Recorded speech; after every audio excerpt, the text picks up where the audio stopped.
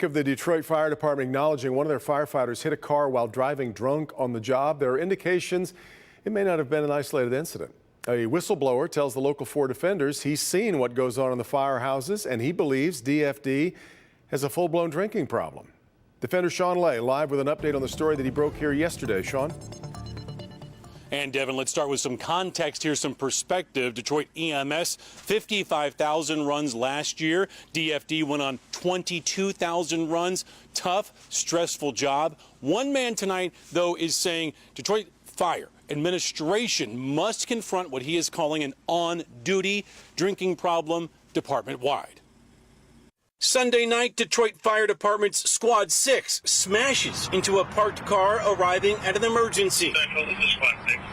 We've been involved in an accident at our location. Could you please send, please? The department tells us their 26-year-old firefighter was drunk behind the wheel of a $500,000 fire engine. A firefighter driving drunk is shocking, but not to this man. Luckily, there was nobody in that car that day. Luckily, there wasn't a child crossing the street that day. He wants to protect his identity. He's worried about retaliation. He is not a firefighter, but has been in fire stations citywide. The firefighters union says a firefighter on duty driving drunk is an isolated incident. Is this an isolated incident? No, it's not. Why?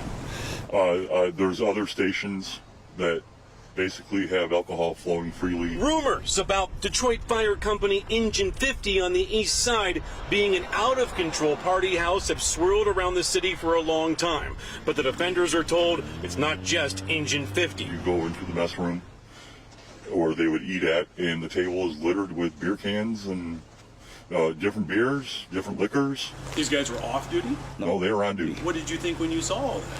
I'm sitting there going, oh my God, are you kidding me? You're going to get behind the wheel of a great big truck and try to put out a fire? Who's going to die? Sunday night, a party at Engine 50. A 37-year veteran senior chief, we are told, was there. The party was not shut down. The same chief then took the driver of the truck who hit the car for the alcohol screen and called a deputy chief, we're told, to tell him they have a firefighter driving drunk. Sources tell us at that moment, a dangerous mistake was made by those fire officials. Was the rest of his crew taken out of service at that moment then?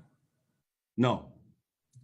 No, the driver was taken by the chief for the drug and alcohol screening, and the other firefighters proceeded with their duties. Meaning the department potentially left other impaired firefighters on duty that night. They're above the law. They're not going to go ahead and they're not going to face the consequences like you or I would.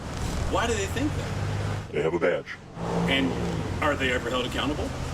Not to my knowledge. That could be part of the problem? That could be the biggest part of the problem.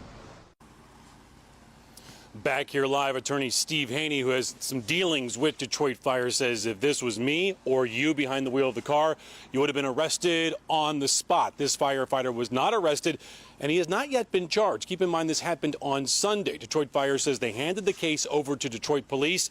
I checked with Detroit Police Internal Affairs. They do have the case, but will not say when they got the case. Did they get the case that night or after we started asking questions? Fire Commissioner Jones says full investigation going on. Anyone responsible will be held accountable. We're live tonight. Sean Lay, Local 4 Defenders. Okay, quite a story. All right, Sean.